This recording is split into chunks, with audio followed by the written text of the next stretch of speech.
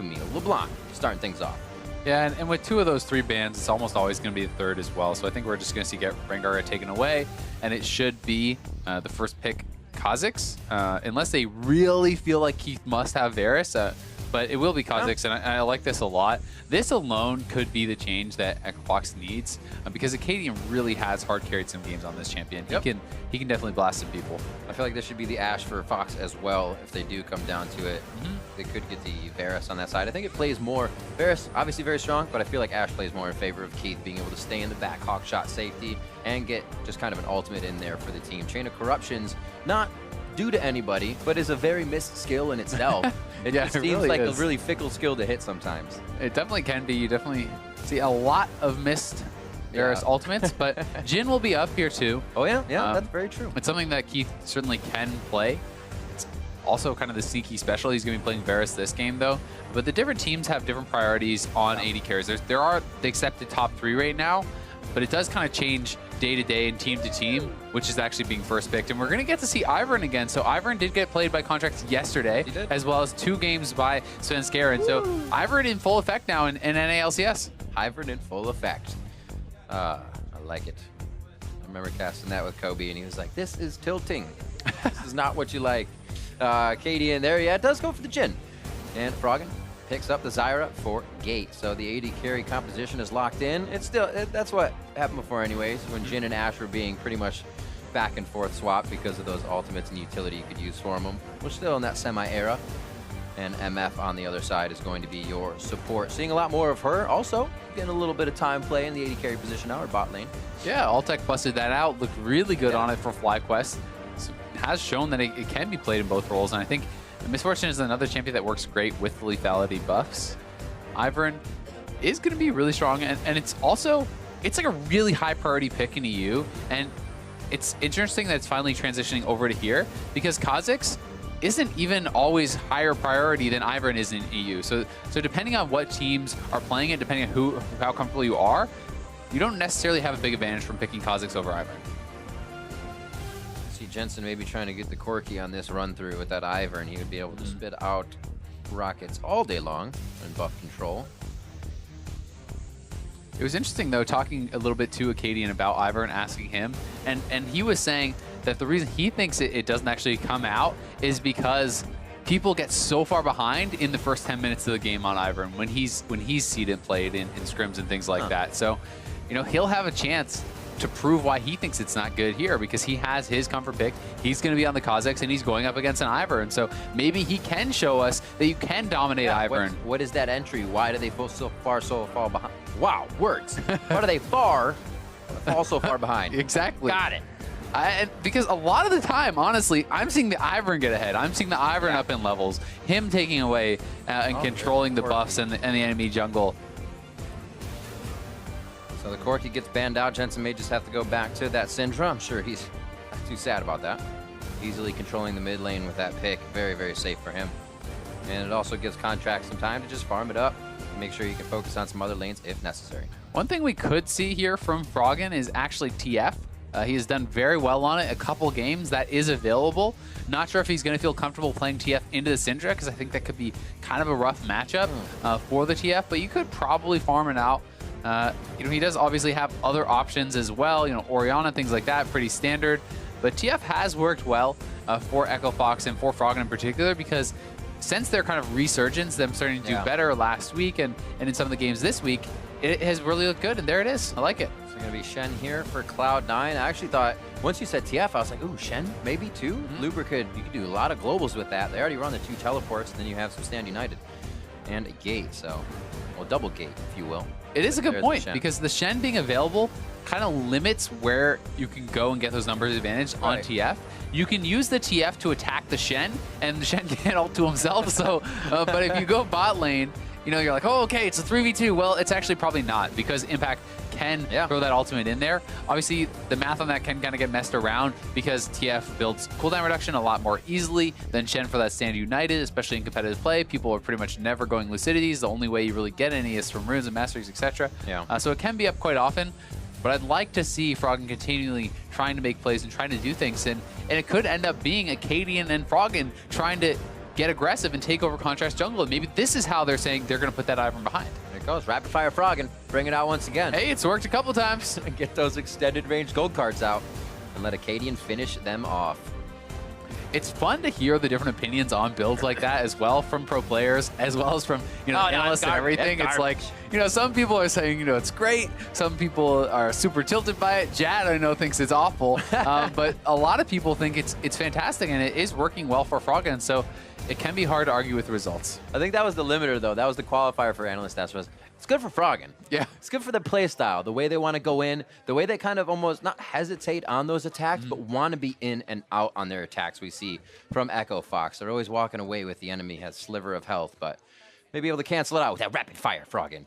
And Kha'Zix's following up. Now with the Nautilus as well, a bit more tank towards the top lane. That was Looper on Poppy last time, trying to put up the damage. He's going against Impact's Shen, who got Player of the Game in game number 1. This is number 2.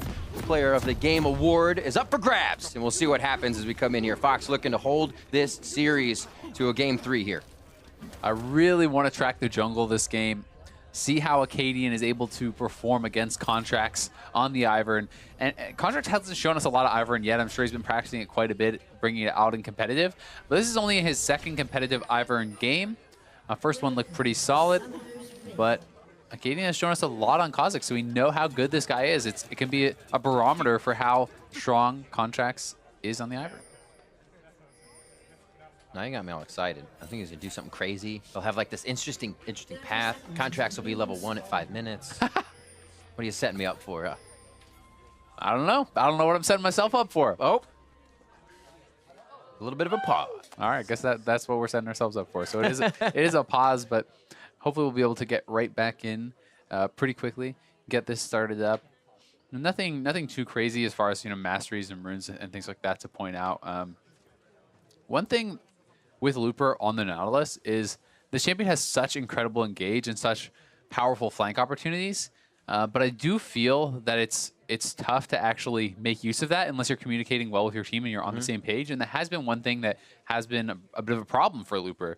He sometimes finds himself, you know, flash taunting and flashing ahead and looking for these engages when his team is not ready for them or is not on the same page. That was really one of the defining fights of the Echo Fox Liquid series. Was they're getting TP'd on, there's a Kha'Zix in the back line, and he's flashing forward on Maokai and trying to engage. So he really needs to make sure that he's on the same page as his team and nailing those engages, because Nautilus can look super dominant when you are on point with those engages, but if you're not, I feel like its strength pales in comparison to the Maokai and the Shen and the utility that they kind of give. As you're saying, you do get that distance with the depth charge. Maybe, and I look at the pick of, you know, MF, Jensen on the back line as well in these fights, is that depth charge can get back there, stop that time. So over the Shen, that works for them. It also allows Looper to play safe with that distance. So playing in their favor.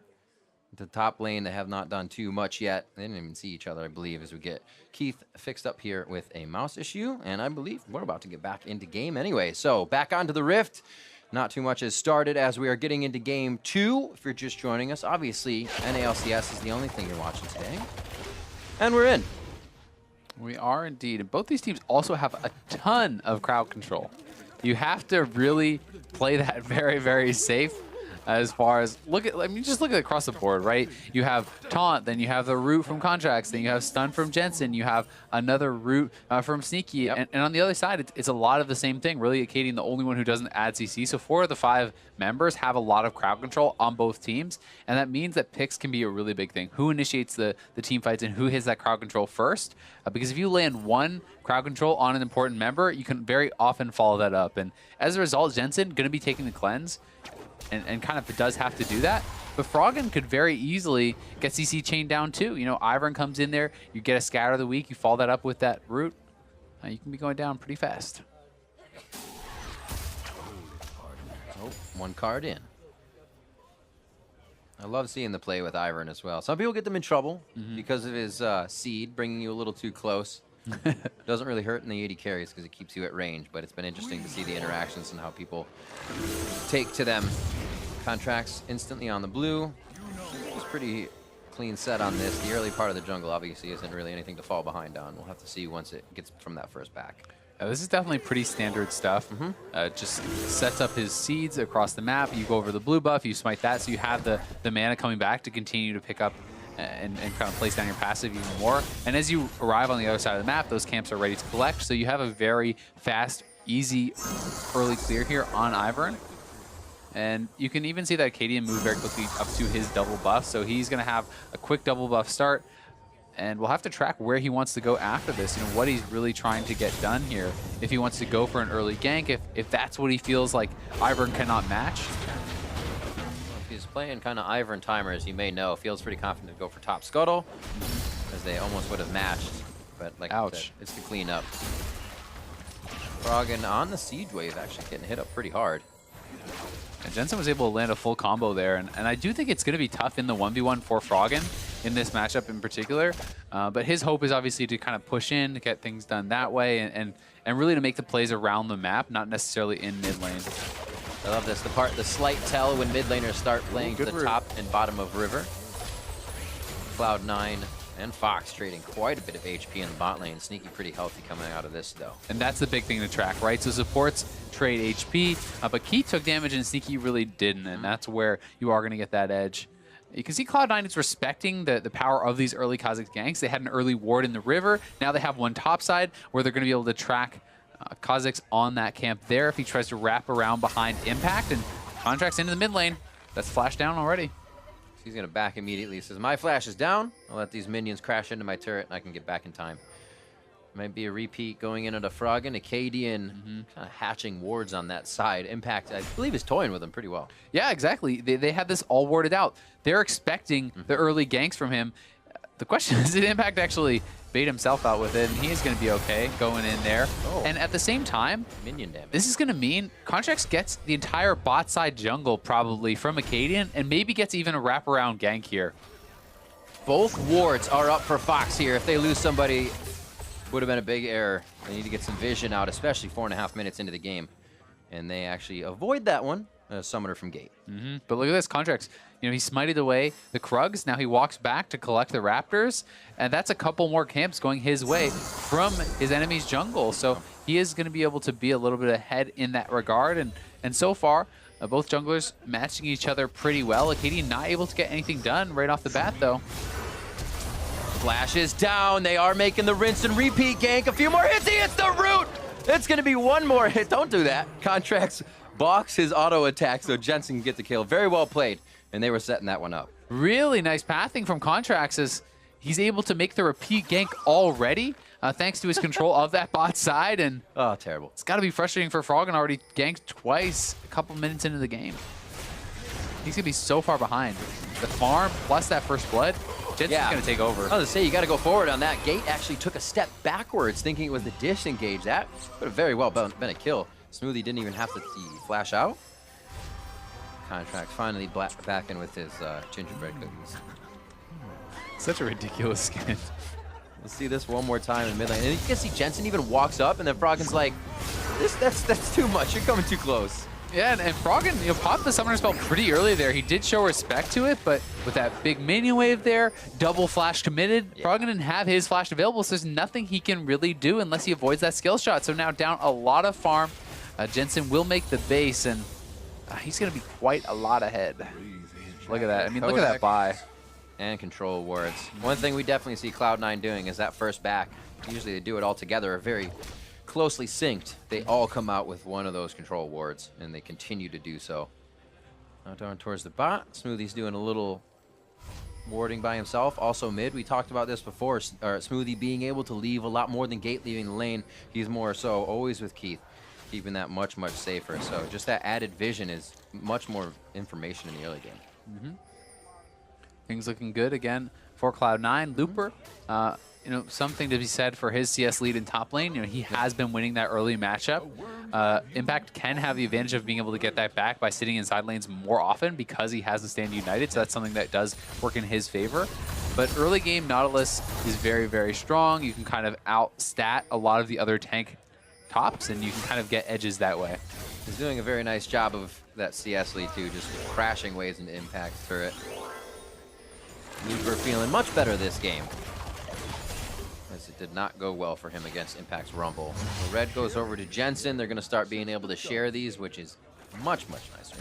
especially when you're taking them away from your opponent. Yeah. It feels really good. And that red buff, you may say, why Syndra? Well, it is going to give him extra damage on the auto attack trades, obviously, but a lot of it is also about the HP regen. So when you are, not getting hit by your opponent, you are going to be continuously regenning more health, and that's going to give you a trading edge quite a bit in this sort of matchup. What they did to Envy yesterday, Contracts and Jensen would just trade it back to his core key over and over. I think it took about 30 minutes just for them to get one of their blues, and even one of those was stolen by Jensen's rocket alone. So they give teams a whole hell of a lot of trouble with this Ivern pickup and not being able to source their mid laner of blue.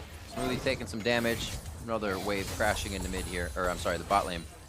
As Gate takes a bit of damage. Things slowed down after the first gank, but Contracts is still going to be looking for information here as he heads into the jungle. Yeah, he certainly is, and he does have to be careful about finding himself in a straight-up fight with Acadian, but with Daisy and the shields and everything, you certainly can go pretty aggressive and walks right in, takes both his buffs away on this clear, and there's nothing Acadian can do about it because his mid laner's shoved in. Can't help but not laugh. Yeah, I mean, it's ridiculous. It's super frustrating for the Kazakhs, though. Laugh, I should say. I mean, your top laner is in base, your mid laner is shoved in. Nothing you can do about that besides give it up. So he makes the smart play, but this is going to be a 4-buff clear for C9. Contracts making this Ivern pickup look much more juicy here. But I wonder how many people have actually looked at this in the NALCS. We keep going for Rengar, we keep going for Rek'Sai. Even Lee gets in there for a few teams, and Elise. Well, if they haven't looked at it before this week, Kazakhs. everyone is going to be practicing it this week. I mean, I honestly feel like people should have picked it up earlier. This is a champion that has been very strong for a long time and has been showcased in the EU LCS to great success. It was 12-3 in competitive play before it got shown in NALCS. So this is a champion that has been smashing, right? And the fact that people hadn't picked it up, I felt like was an error. And certainly now that TSM and C9 are picking it up, as soon as the top teams in a region pick something up, the other teams generally do follow after that. So I think we will see more and more of Ivern in the coming weeks. I don't think it's too much that, you kind of have to not base the composition around it, but know how to play around it, know what it's going to do. And it also, now that C9 has it, goes into the pick ban phase where do you really take away Ivern from Contracts because he can play anything else just as good. This is one of the ones he's just shown us now. And that's why champion pools are so important, right? Being able to play these extra champions. Add Contracts to the list of another guy who you can't really attack and pick ban as well, right? If you have these really strong, not as meta picks, at least not as meta in the region, then you can always get advantages in pick ban. It's like, oh great, you're an incredible Singed player. Well, do they ban that out against you? How do they get their edges? TP coming in. Looper wants this. Gonna start tickling. Oh, flash straight into it. Oh, the hook! There's the Stand United, but they do not stand united. They stand separated on that one. Impact gets stopped to the top lane and continues to farm. That is one thing that Kazakhs can do that Contracts cannot, is the bing bang boom. Pop your AD carry. That said, a lot committed to the bot side, so we'll find out what C9 is able to get back after this. A Gate almost did go down. Top lane is being pushed in for Impact, so he's getting that farm advantage kind of evened out, and we'll be able to deny some of this and also get a decent amount of damage down on top turret because he has the red buff from Ivern. So watching this once again here was a good engage, and Smoothie trying to get dope with the exhaust. Frogging under the turret, thinks twice, gets himself out of that one with the ghost. Thought he could take down Smoothie, but the support doing a bit more damage than he thought. It's a good try from Froggen, but the exhaust is something you always have to calculate in, and especially with that early deficit that Froggen had, and the fact that he's not building any CDR, your first ultimate failing really feels bad because he's already down 30 CS to Jensen. Jensen has that first blood gold. He's on a full completed item. Froggen has no Lucidity boots, no Morello, nothing like that. He's having to build a little bit more tanky, and really desperately needed that ultimate to work to kind of stay more relevant in this game. Well, even without a turret drop, it looks like Fox is going to try something tricky here on Impact. Impact does have teleport to get somewhere if this goes wrong, but they just showed themselves. Rotation. Yeah, they just want the aggression. They just want the turret. They're going to try to rush it down, and we'll see if they can get it first. It's going to be a bit of a race. With Kazakhs going up to topside as well, I think that Echo Fox should get first turret, and they certainly will. So really nice move from them. They were actually losing their lanes, but yet they get first turret because they make the rotation. And this is a play that more teams need to show respect to because we've seen it time and time again in the NALCS now. And Echo Fox is even pushing for the tier 2 because they have the lead on this push. They're going to get 2 turrets and they had no business getting that with the stage they were in the game. Froggen has dipped into the top side of the jungle as well, so if anybody feels comfortable about rotating through that side of C9, they don't feel comfortable. Cloud9's back. They're going to lose seconds here. And it looks like the strats here activated by Echo Fox, but good stuff. Keep it going. It looks good for now, but Cloud9's very good at reacting and adapting. They certainly are, and it's not like some massive lead or whatever, but this put them right back in it, right? This gives a bunch of global gold over to the team, so to their members who are struggling, they're going to be able to now get some item completions. That's a good point. Helping the whole bank account. I mean, that's the role complete for Froggen, right? He didn't actually get much done there, but just that global gold gifts him an item completion, puts him in a place where he's more relevant in the game and can hopefully make more plays from there, and they can look to get advantages off of that. So I think it's really smart play from Echo Fox, especially from their losing position, to be able to get not only first turret, but a 2-for-1 trade. Yeah. This would be real nice for Cloud9 with their double AD composition between Varus and Emma. Trade over once again. And it still goes to the center. Today I learned. Yeah. Never had a Syndra throw it out. Yeah, I did not know you could channel. I thought it was going to kind of reset on him and run back before he could actually channel it, but that's pretty crazy. Oh, Froggen. Oh boy. Ooh. A nice flash. We both got a ooh out of both of us. I don't think it's going to last very long, though. Daisy's about to send him straight flying into the air. There it is. And Sneaky takes down Froggen. Yeah, and they had enough control there to gift it over to their AD, which is really nice. If you look at the farm advantages in bottom mid lane for C9, that's looking a little bit scary. So gifting a kill over there to Sneaky 2 means he's going to be way up in gold and in power. Nice catch, though. Hello, good day. Smoothie didn't see him standing there and no longer is standing there himself. Jensen is dodging out the curtain call. And Fox, this is how Fox fights. They don't like to stop, whether they have the full 5 or just few around. Acadian loves to get in and attack. We heard these coming in his kind of interviews in the beginning. A lot of junglers say they're aggressive, but they don't show it. This guy wants to show it. He certainly does want to, and he really has done a great job of doing it. He's been one of the best junglers in the NA/LCS period, despite being on one of the teams that is not really at the top of the table. And especially on Kha'Zix, he's looked incredible. He's right back at it this game, definitely making things happen for Echo Fox, involved in both their kills. High in the sky. Pop out. Again, a lot committed for this. Looper comes all the way in on the teleport. Bullet time is going to miss. Just a splash on Fox. Looper low, but he still wants to rip back. Shield coming in. Acadian all the way to the back. And 3 members, they get contracts, but that's the life of Looper. Acadian now fighting Impact back and forth.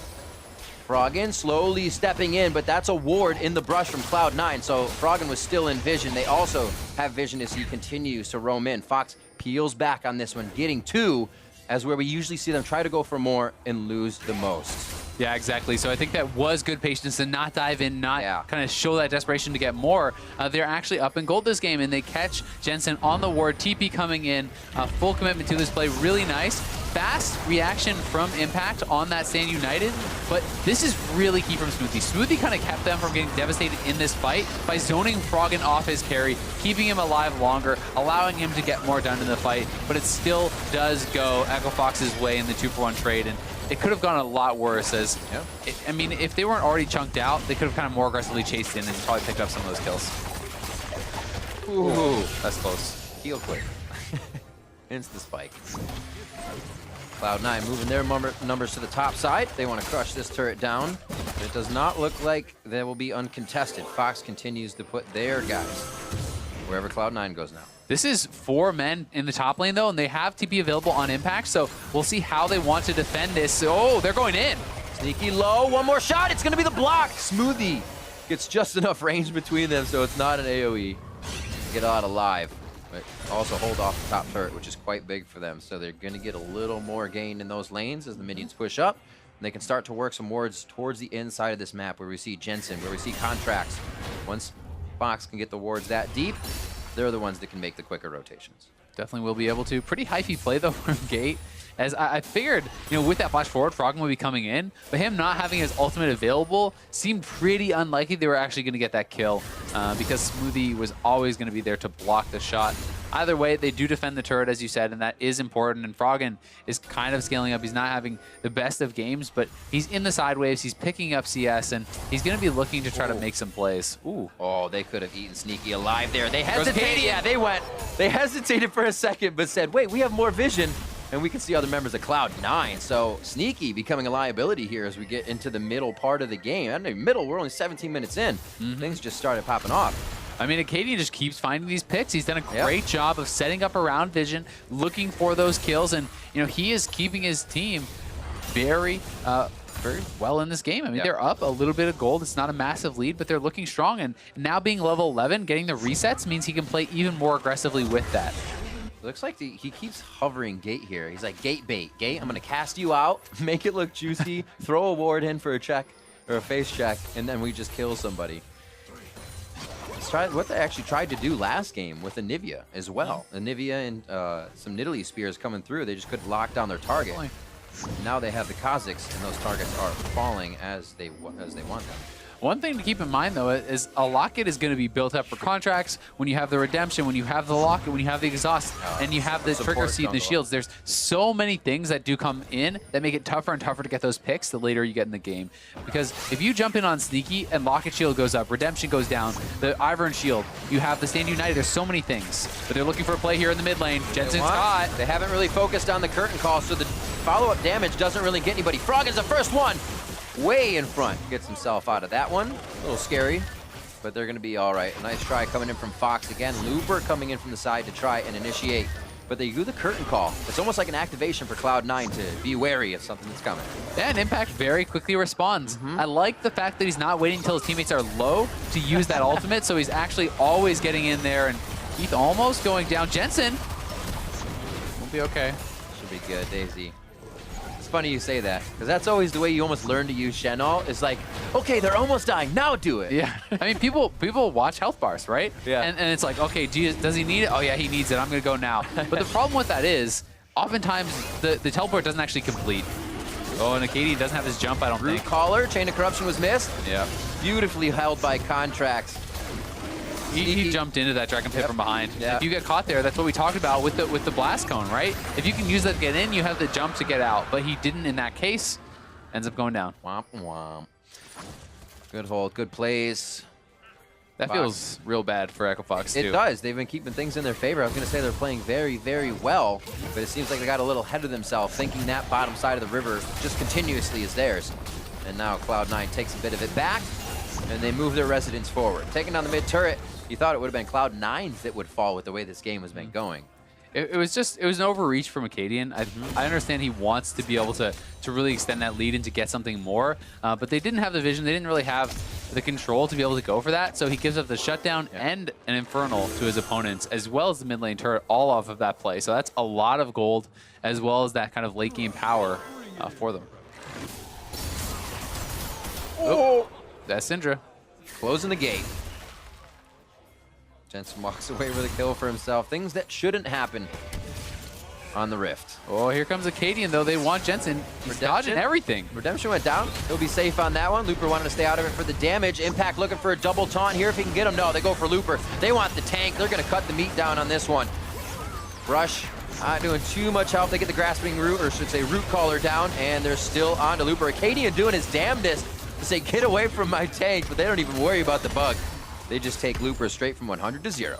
This is great play from Jensen. I mean, he dodges pretty much every curtain call shot, and then Looper misses his hook in. That could have been an easy kill for them if they were able to have that skill shot accuracy, but they do not land the hits on Jensen. He dodges them out. That nets them a kill. These are pivotal, too, because he's been using Cleanse quite often when the depth charge gets on him, when he's slowed in these fights. So not having that makes his dodges that much more good for the team to stay safe. Or that much better, I should say. That much more good. We're good on English today. 36.5 to 35. Cloud9 within that last fight and shutting down Contracts for the team at 3 kills is a good bit of gold for everyone. Next Dragon's going to be an Infernal, 1 Mountain, and then probably 2 Infernals as we see what happens here once again. Yeah, it really is. Jensen gets tagged for that first, but just good dodge. Dodges the third. The last one not able to hit either. The hook misses. And now it's been fully turned around, right? They have no threat anymore. It's in full retreat as Impact and Contracts come in. They're able to eventually chase down Looper as it's so hard to get away from an Ivern because he can continuously throw out those root callers. The trigger seeds slow you down as well. And Daisy's knocking you up. So there's kind of the three forms of CC when trying to escape that Ivern. And if you commit to a bad fight, you almost always get punished by Ivern. 6.5 seconds right now on root caller. So basically when you get out of it, expect another one. Yeah. And this slow can be coming in the meantime. Exactly. And then there's the Daisy knockup. So it's all three of those. Just means it's so tough to ever get away from this guy. So you need to be really sure you're going to win a fight when you go in, or there's almost no escape. Things are only getting tougher here for Fox. We have seen that they can hold off when they play from behind, but getting that lead back in their favor is something they need to find to do this year. Cloud9 is really one of the bigger tests of that, but to show against Cloud9 and take them 40+ minutes, that means they definitely can find a way in. It's just Cloud9 does not allow it most of the time. They've been so good at keeping the defense up. They really have it, and you can see that the TF ultimate is forced there just because of the amazing amount of vision that Cloud9 has. Look at all these pink wards. There's 4 pink wards in the Baron area.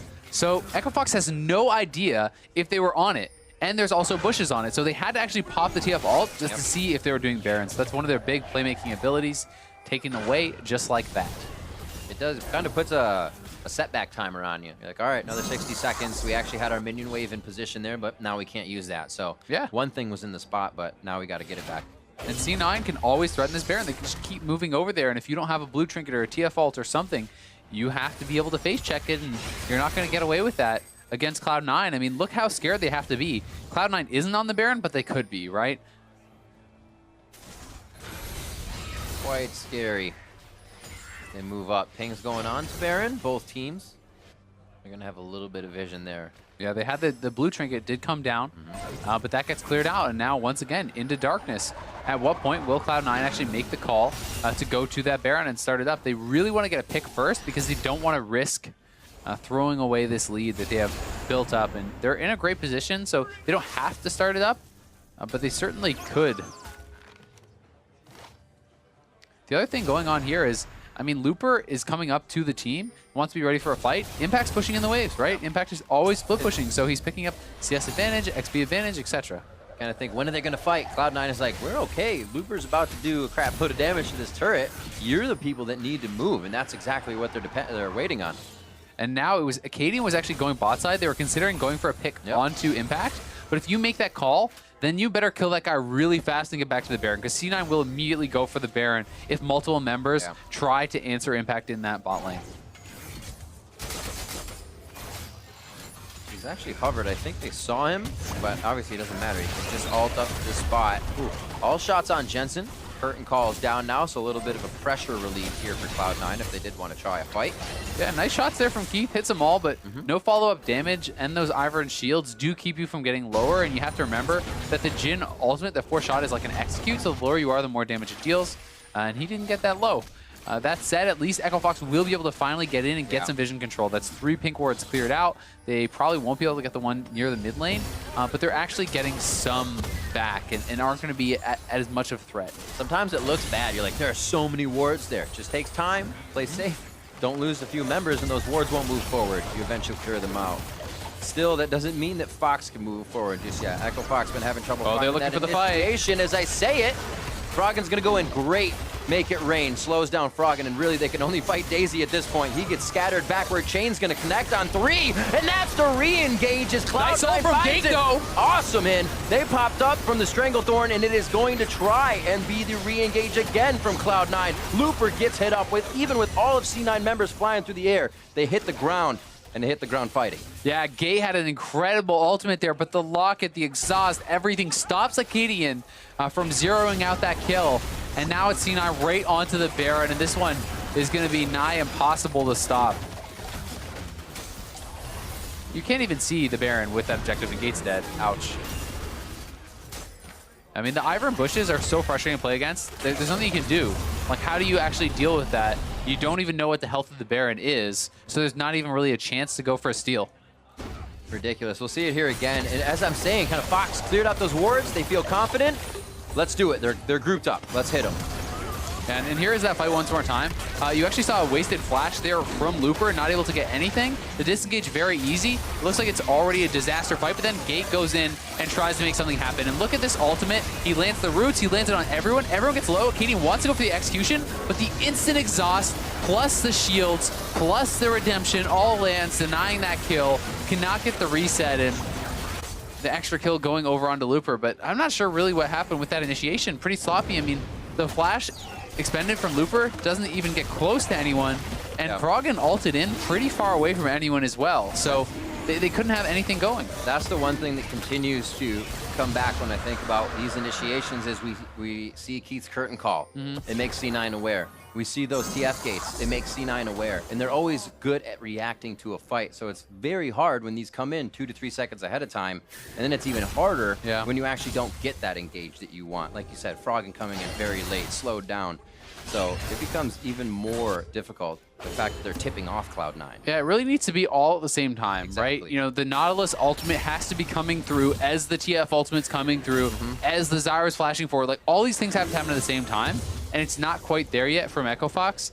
You know, Looper was really not on the same page as the team there, it felt like, and Froggen couldn't get close enough. So when that happens, it tends to go bad, and there's so much protection from the assassination of Acadian that as long as C9 stay grouped, it's really hard for the Kazakhs to participate. I mean, he started 3-0-1, he was killing people left and right, but now, how do you actually jump in and kill someone without just dying? It's going to be tough. We did not see the behind Ivern this game, as Acadian said, most fall behind in the scrims he watches. We actually saw Contracts take over the jungle, relieving pressure on the lanes and allowing Cloud9 to really come out strong here. Shots fired out. Obviously, you're going to think twice. Huge Stand United shield onto Contracts. He doesn't even have to worry. Gate is going to be taken out as he thought that was a safe distance, but there is no more safe distance on the map with Cloud9 piling through. Train on the tracks now headed for the middle inhibitor. 40 seconds on these death timers are going to give Cloud9 a lot of time to play in the base. I think this could just be the game if Cloud9 want to go for it. They have been super risk averse, so they might not try to end it here, but Baron minions in the base, long death timers, and they are all very, very healthy. They still got that Daisy to walk them right in. Good minions on the turrets. It's going to be the Deadly Flourish and everything that Keith can deliver, but he's running out of ammo. They're running out of time, and they're running out of games in this series. It's going to be a win for Cloud9. They're going to come up with another 2-0. And Cloud9 moves to 6-0 in the NALCS. Still perfect, looking great this season is Cloud9. And, you know, although Echo Fox, they fought them pretty tight in Game 1, Game 2 felt more one-sided, and it didn't feel like they could really get Froggen going in this one, who has been such a big player for them. You know, when he got put so far behind in the early game, it really did set them back, and Cloud9 was able to capitalize, continuously take away the buffs with the Ivern, and it just felt like smooth sailing from there. That seems like such a hard thing to fight against. I mean, TF's not going to need blue all the time. It is difficult to clear those waves. We saw him kind of falling behind against Syndra, but you expect that to be kind of Froggen's lane. This is another one of those comfort picks for him, and it really is Cloud9 coming together as a team and really hitting hard. But you question what happens when Echo Fox can do that, and when can that happen for them? Yeah, and I think that they're close. I mean, they are improving, certainly. You know, you hope for Echo Fox that they're not going to get too discouraged from this 0-2 week after their resurgence last week, because they still, even in these losses, look much better than week 1. And they are close, but, you know, with a team like Cloud9, you have to make every little thing count, right? And Froggen falling behind, you know, maybe if he wasn't so behind, that bot lane first ultimate kills off Smoothie because he was very close there. These little things can help you snowball and can really change the outcome of the game. But because he never got to that stage, because he could never zero out, you know, even really the support, he couldn't get his split push going. He couldn't get the map unlocked. They couldn't really have the game kind of moving in their favor. And with that not being able to happen, Kazakhs, how can he get involved, right? How can he get the picks? Because Cloud9 just simply grouped up as a squad and didn't let that happen. It seems like they're as much on the page as they kind of say they are. There may just be a few communication issues with Fox wanting to go in, and maybe they're not communication issues. Maybe it's getting hungry in those games when things do keep coming up short. That plays on your mentality a lot, and it absolutely plays on your mentality when you play these compositions that can zero out somebody when you might be able to get it and you're going just a little too far each time. It really becomes difficult.